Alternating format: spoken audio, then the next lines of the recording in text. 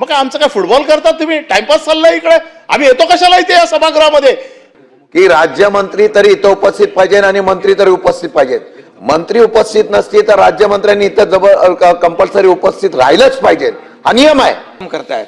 त्यामुळे आता मी बाहेर होतो आणि मी विचारलं आतमध्ये काय चालू आहे म्हणून मी आलो आतमध्ये. तर मी आता आलोय सभागृहात तेव्हा राज्यमंत्री एकच मिनिट नाही आता विषय आपण त्यांना बोलू द्या. उभे आहेत ते त्यांचं एकदा संपू द्या, मग मी आपल्याला. मंत्र्यांचा उत्तर राज्यमंत्री नसेल तर त्यांनी काय सांगितलं, राज्यमंत्र्यांची समन्वय करून त्या ठिकाणी उत्तर देतील प्रभावी. मग राज्यमंत्री इथं असेल, त्यांनी उत्तर देताना त्यांना अडचण झाली तर प्रभारी मंत्री उत्तर देऊ शकतो, मी समजू शकतो. आपण काय म्हणाला की मंत्र्यांनी त्या संदर्भातून स्पष्टीकरण करावं. आमचं म्हणणं आहे रुलिंग तुम्ही द्यायचं शासनाने. ठीक आहे, शासनाने आमचं म्हणणं आहे हा अधिकार तुमचा आहे, हा शासनाचा नाही. आपण सभागृहामधलं सर्वश्रेष्ठ म्हणून आपलं आहे, तुम्ही अधिकारून तो आम्हाला रुलिंग द्या की राज्यमंत्री तरी इथं उपस्थित पाहिजे आणि मंत्री तरी उपस्थित पाहिजेत. मंत्री उपस्थित नसतील तर राज्यमंत्र्यांनी इथं कंपल्सरी उपस्थित राहिलंच पाहिजे. हा नियम आहे. आणि जर नियम असेल तर ते मंत्री उपस्थित राहत नसते तर एकाच मंत्र्यावर अख्खं सभागृहाचं कामकाज चालेल उद्या, आणि योग्य नसल्यामुळे आम्हाला रुलिंग तुम्ही द्या, आम्हाला रुलिंग तुम्ही द्यावं एवढीच अपेक्षा आहे. मान्य बोलणार असेल तर बोला.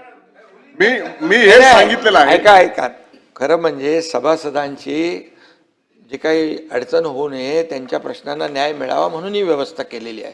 आणि राज्यमंत्री आणि आमचे जे मंत्री आहेत ज्यांना जबाबदारी दिली ते कॉर्डिनेशनमध्ये ते काम करतायत. त्यामुळे आता मी बाहेर होतो आणि मी विचारलं आतमध्ये काय चालू आहे म्हणून मी आलो आतमध्ये. तर मी आता आलोय हा देखील ऑब्जेक्शन असायचं काय कारण नव्हतं, कारण आपण राज्यमंत्र्यांना अधिकार दिले होते, दुसऱ्या मंत्र्यांना. परंतु गेल्या एक मिनिट खाली पण जेव्हा विषय येतात आणि वरती पण येतात आणि त्यामुळे मग ते सगळं सरकच होते.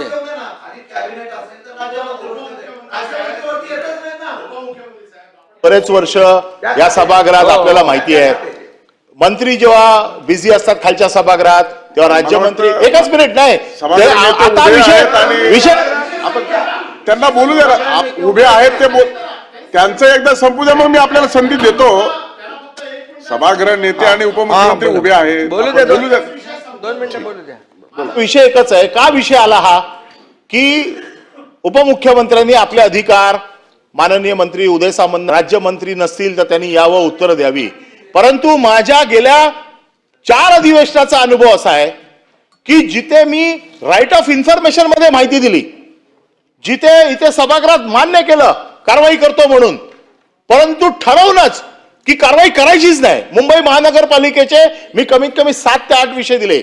मी बीएससी मध्ये आपल्या समोर सांगितलं, आपण सांगितलं माझ्याकडे पाठवा, मी आपल्याकडे पाठवलं. मुख्यमंत्र्यांनी मला उत्तर दिलं आश्वासन समितीकडे जा. आश्वासन समितीकडे गेलो, आश्वासन समितीने माझ्याकडे लेखी लिहून दिलंय, अद्याप कुठलीही कारवाई झालेली नाही. 13 ते 14 विषय आज माझ्याकडे आश्वासन समितीचं लिखित उत्तर आहे की याच्यावरती कुठलीही कारवाई झाली नाही. मग काय आमचं काय फुटबॉल करतात तुम्ही? टाइमपास चाललाय इकडे, आम्ही येतो कशाला इथे या सभागृहामध्ये? आमच्या उपमुख्यमंत्र्यांनी त्याची दखल घेऊन त्या मंत्र्यांनी कारवाई केली.